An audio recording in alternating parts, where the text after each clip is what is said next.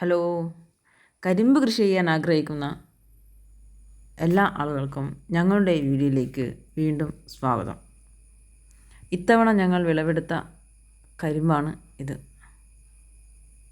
3-4 തവണയായി ഞങ്ങൾ വിളവെടുക്കുന്നു. അപ്പോൾ വിചാരിച്ചു ഇതൊക്കെ ചെയ്യാൻ ആഗ്രഹിക്കുന്ന ആരെങ്കിലുമൊക്കെ ഉണ്ടാവില്ലേ എന്ന് വിചാരിച്ചാണ് ഒരു വീഡിയോ ഇടാമെന്ന് വിചാരിച്ചത്.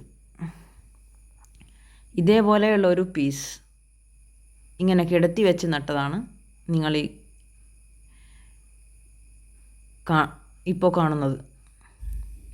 കിടത്തി വെച്ച് അതിന് മേലെ കുറച്ച് മണ്ണിട്ട് മൂടി, അത്ര മാത്രമേ ചെയ്തിട്ടുള്ളൂ.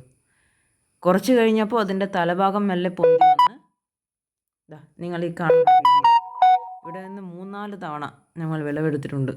വിളവെടുത്തെന്ന് പറഞ്ഞാൽ ഒരു 4-5 കരിമ്പ് നമ്മൾ ഇടവൽക്കാർക്കും കൊടുക്കും, നമ്മളും തിന്നും. പ്രത്യേകിച്ച് വളങ്ങളൊന്നും വേണ്ട. മഴക്കാലത്ത് വെറുതെ മുറ്റത്തൊന്ന് ഇട്ടാൽ മതി. കണ്ടോ, ഞങ്ങൾ കഴിച്ചു കഴിഞ്ഞിട്ട് അതിൻ്റെ വേരുള്ള ഭാഗം ഞങ്ങൾ മുറ്റത്തിട്ടതായിരുന്നു. അത് നിറയെ മുളകളൊക്കെ വന്നിരിക്കുകയാണ്. മഴയായതുകൊണ്ടായിരിക്കാം. ഇനി ഇത് നേരെ മണ്ണിലേക്ക് വെച്ചാൽ അവിടുന്ന് ഇങ്ങനെ തന്നെ കിടത്തി വെക്കുക. 100% ഇത് പിടിച്ചിടുന്നതായിരിക്കും. ഇതിങ്ങനെ മുള വേണമെന്നില്ല. നിങ്ങൾക്ക് പീടികയിൽ നിന്ന് കിട്ടുന്ന ജ്യൂസ് കടയിൽ നിന്ന് കിട്ടുന്ന ഒരു കഷ്ണം വെച്ചാലും ഇതിൽ നിറയെ മുകുളങ്ങളുണ്ടായി. കണ്ടോ, ഓരോ ഇലഞ്ഞെട്ടിനിടയിൽ നിന്നും ഓരോ പുതിയ മുകുളങ്ങളാണ് വന്നുകൊണ്ടിരിക്കുന്നത്. എത്രയാ വേര്, നിങ്ങൾക്ക് നോക്കൂ. ഇങ്ങനെയുള്ള ഒരു പ്ലാന്റ് ഇവിടെ അടുത്ത് വല്ലതുമാണെങ്കിൽ ഞാൻ ഓരോ കഷ്ണങ്ങൾ തരുന്നതായിരിക്കും.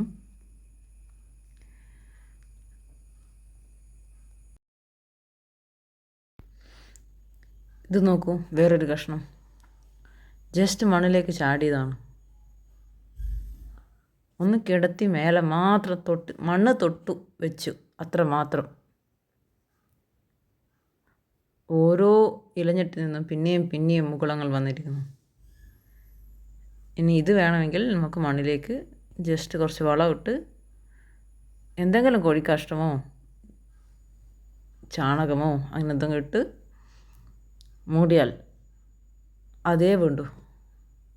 ഇതിൻ്റെ അടുത്ത അപ്ഡേറ്റ്സുമായിട്ട് അടുത്ത വീഡിയോയിൽ കാണാം.